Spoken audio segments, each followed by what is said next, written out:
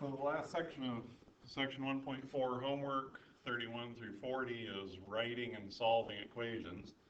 And what we mean by that is taking word problems, making them into equations, and then solving them. So there's a bit of an art to this, so expect to practice this. And as you go through Math 60, practice this a lot because this is a thing that people struggle with, and you want to get good at this. This is the whole reason for doing this math for a lot of you is if you go on to do work in science or some other math-oriented field, you need to be able to take a real situation in the world and make it into mathematical language. And that's really all we're teaching you to do when we do word problems. So we have some steps that we ask you to use when you're solving word problems. Every time you solve a word problem, we want you to use these 5 steps. Choose a letter for the variable. And when we do that, we're going to explain what that letter stands for.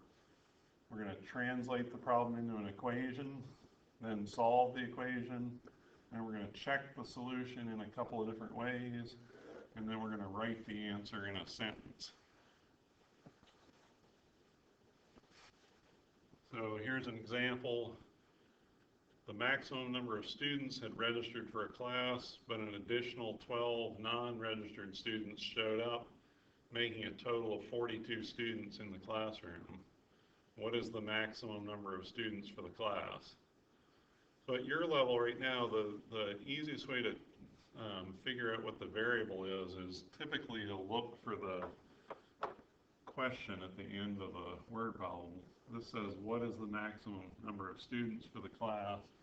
And that's going to be our variable. So I'm going to say n equals maximum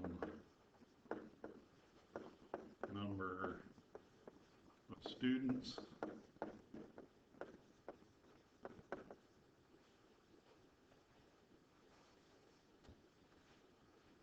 And then it says translate the problem into an equation. That's our next step. Problem again says the maximum number of students had registered for a class, then an additional 12 students showed up, making a total of 42 students. So I think that through and think, well, the situation is I had the maximum number of students, which was my m, and then 12 more people showed up, and that made a total of 42 people in the room. So there's my equation. Maximum number of students plus 12 is 42. Right now we don't know what the maximum number of students is. So now our next step is to solve the equation. Our equation from the previous slide was this. We know from the, I'm going to write this a little further over so we can fit our done and undo table in because we want to get used to using that. So we're going to look at what's done and what we need to do to undo it. So what's being done to the variable is we're adding 12, and so to undo it, we're going to subtract 12 from both sides of the equation.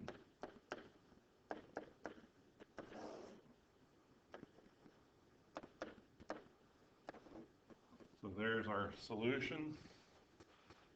M equals 30. So we're going to check the solution in a couple of different ways. First one is put it into our equation and make sure it works. So this was our equation. So we're going to put in our proposed solution and see if that makes a true statement. It does, so that part's good. And then remember, all we're doing there is checking to see if we solved our equation correctly. The hard part is checking to see if we wrote the correct equation. There's no definite way to do that, but in this case, we can think about the 30 and see if it just looks like it fits in this situation. That's hard to judge sometimes, but it looks about right here. Maximum number of students being 30, 12 more registered students, non-registered students show up, and we end up with 42 students. 30 seems like about the right number for that. It can be hard to judge sometimes as the problems get more complex. It says write the answer in a sentence. You go back to the question, what is the maximum number of students for the class? And our answer is the maximum number of students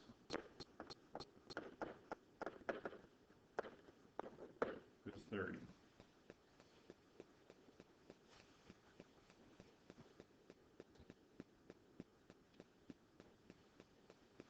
We're going to work through this one real quickly. Choose a letter to represent the variable quantities, our first step. The original price reduced by $5 gives a sale price of $42. What was the original price? So I'm going to say P equals original price.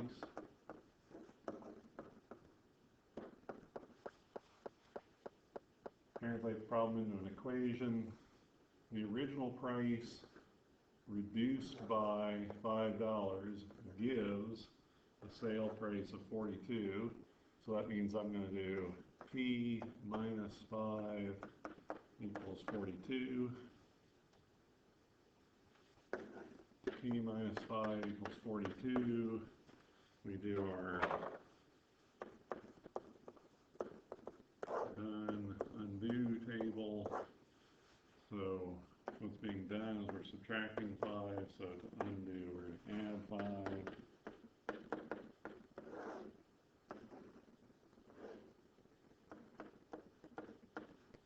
So we're saying P is equal to 47. So I'm going to check the problem in two ways again. So check the solution. So I check the original equation and just see if I solved the equation correctly. So my original equation was P minus 5 equals 42. And if I put 47 in there, oops. Sure enough, I solved it correctly. Now that only means that I solved the equation that we wrote correctly. Doesn't mean my equation was correct. So to think about that, I'm going to think about the original problem. It says the original price reduced by $5 gives me a sale price of 42.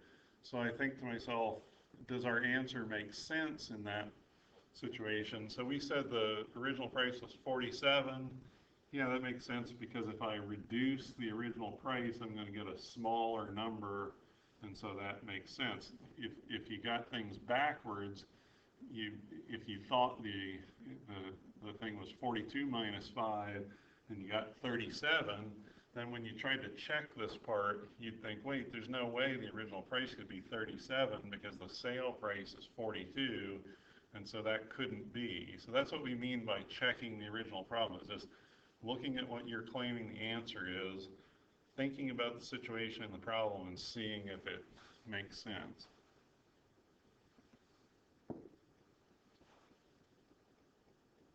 And then write the answer in a sentence. The original price